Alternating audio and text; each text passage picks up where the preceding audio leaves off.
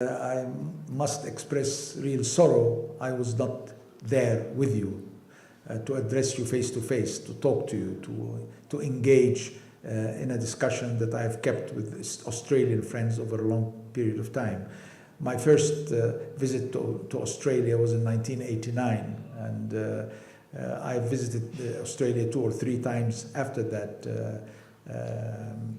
basically as the Minister for International Cooperation, which was the pseudonym for Minister of Foreign Affairs at the time, when we signed the Oslo Peace Agreement in Washington in 1994 and started the Palestinian Authority with the great hope that this signature, this peace accord, would deliver in 3 years a permanent settlement and in 5 years an independent Palestinian state on the borders of 1967 with East Jerusalem, the capital of that independent Palestinian state. There was a lot of hope in the early 90s that peace is coming, and peace in the Holy Land must carry with it a great importance, not only to Palestinians and Israelis, but to everybody in the world. It was the kind of peace that fit belief in God. Whether you're a Christian, a Jew, or a Muslim, it was the Holy Land. And peace in the Holy Land was extremely important. Unfortunately, this peace did not work out. We are still fully occupied by the Israeli army. We are fully controlled by the Israeli army.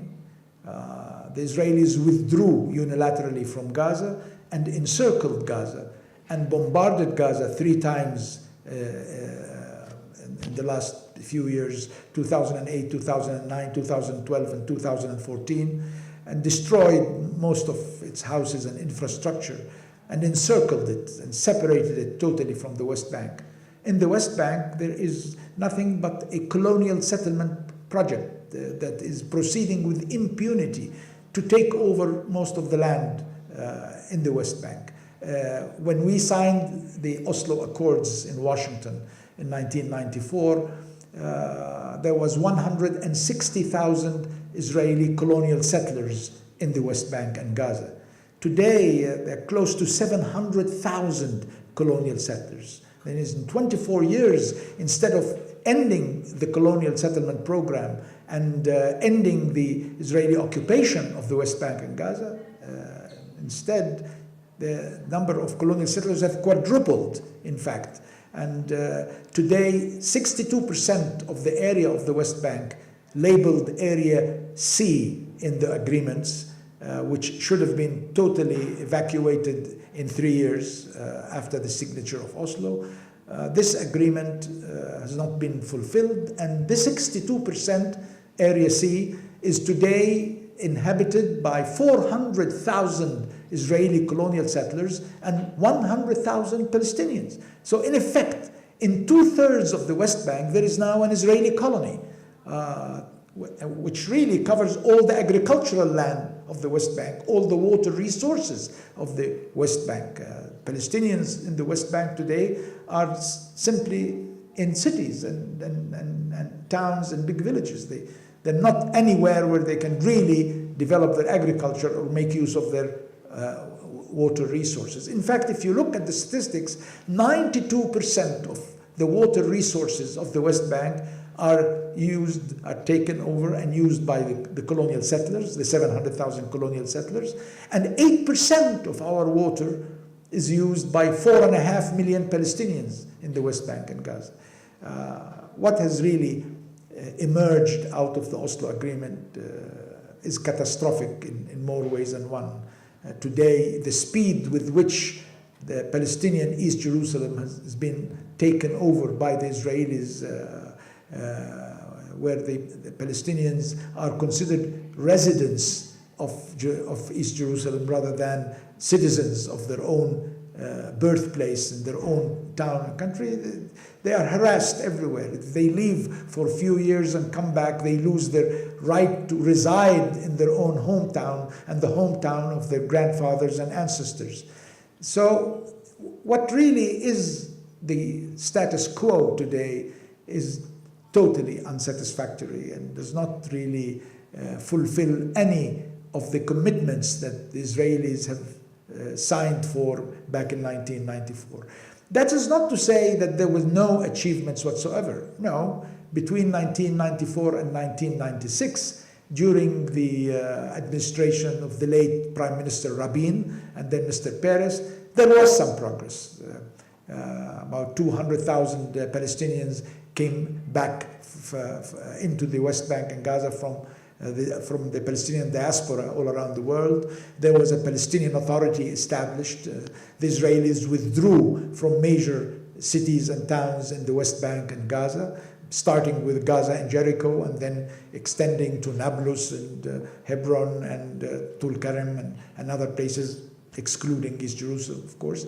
And as a result, a government was established, administration was established, institutions of a future state were being established. In a year's time, we went into elections, and full democracy was established by legislative elections and presidential elections and a constitution and unification of laws, establishment of schools. We built in the first 5 years 150 schools a year, i.e. on the average of building a school every 2 days, in order to make up for the grave loss of schools during the Israeli occupation. We built hospitals, we built universities. There was only one university when we came in. We built 9 universities, and today there are 45 universities level colleges in the West Bank and Gaza. We built industrial zones, we built an airport in Gaza, and we were building a harbor in Gaza. Most of this, unfortunately, was destroyed later by the Israeli occupation. And a lot of the fruits of peace that we bargained for and we are willing to make a major concession for, and that is to only get back 22% of Palestine, which is the West Bank and Gaza, and establish a state on that 22%. Today, that 22% is still fully occupied by the Israelis. And our quest for sovereignty, for independence, for real peace based on cooperation between the Palestinians and the Israelis, creating a democratic, tolerant, secular society has really been vitiated by the continued colonial settlement and occupation of the Israeli forces of the West Bank. However, we have not given up, and we're still trying to pursue negotiations. Lately, it was the French who came up with a French initiative setting up an international arena for selecting a negotiating group that will sit down with the Israelis and Palestinians to start once again negotiating, starting from the agreements that we've signed and from international legitimacy and international resolutions, and an attempt to really revive the peace process. But so far, I cannot really report much progress on that question. The world is changing. Global power is changing. The United States is not today the only owner of the universe. The world is moving into a multipolar world. But the rules of the game have not been set yet. And that might explain something like Brexit and something like other changes that are difficult to understand, except with the changing power relationships and power alliances in the world. The destruction of Syria and the millions of refugees and the growth of terrorism and all of that are partly explained by this change in the world, but also partly explained by the continued non-solution of the Palestinian problem. There has to be a solution, and I do not see any solution that is possible and implementable other than a two-state solution. We once opted for a one democratic secular state for all the Jews, Christians, and Muslims of Palestine and Israel to live in a country where church is separated from state, in which democracy rules the political life and tolerance rules the religious and social life. But the Israelis will not take that. And that's why we had to go to a two-state solution. And I don't see any other solution today. We are not going anywhere. We Palestinians are in our homeland, and we will remain in our homeland. And the Israelis are there to stay. Therefore, there are two peoples who have to be accommodated, and the idea of two states in peace and security side by side is the only viable, the only achievable solution of the problem, and we are all for it up till this minute.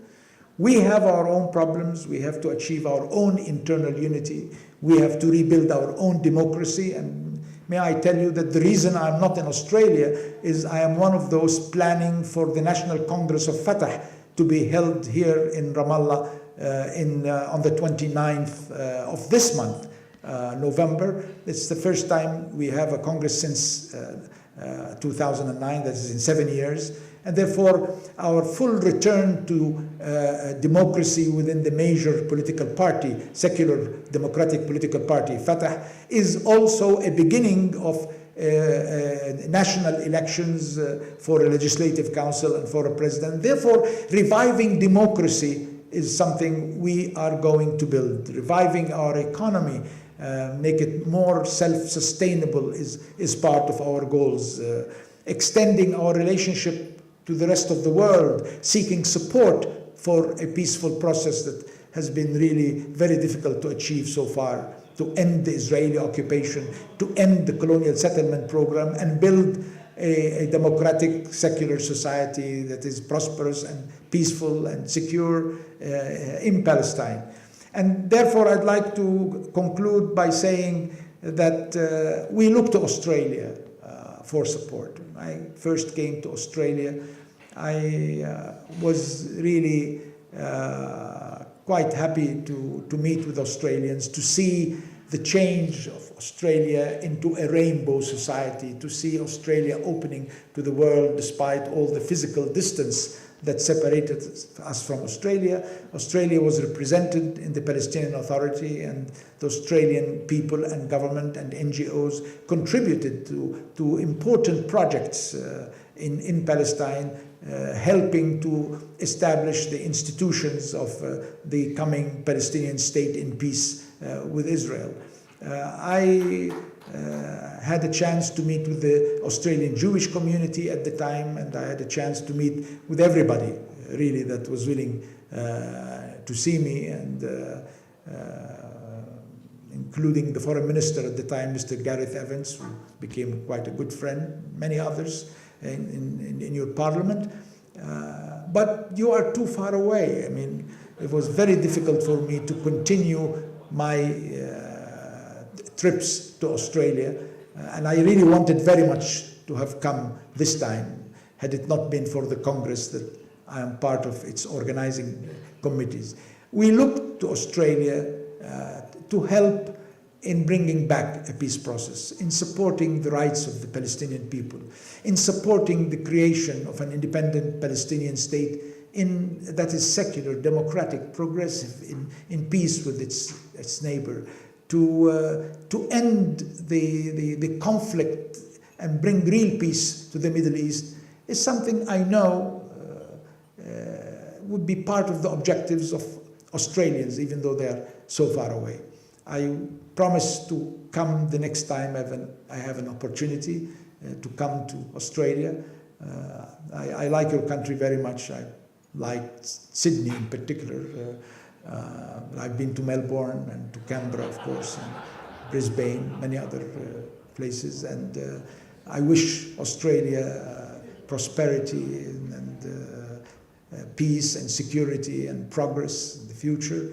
And I still hope that Australia will be a partner for the Palestinian people, supporting their rights and supporting any action that would bring real peace and progress in the Palestinian-Israeli context, and a real independent Palestinian state that contributes to world peace and justice. Thank you very much.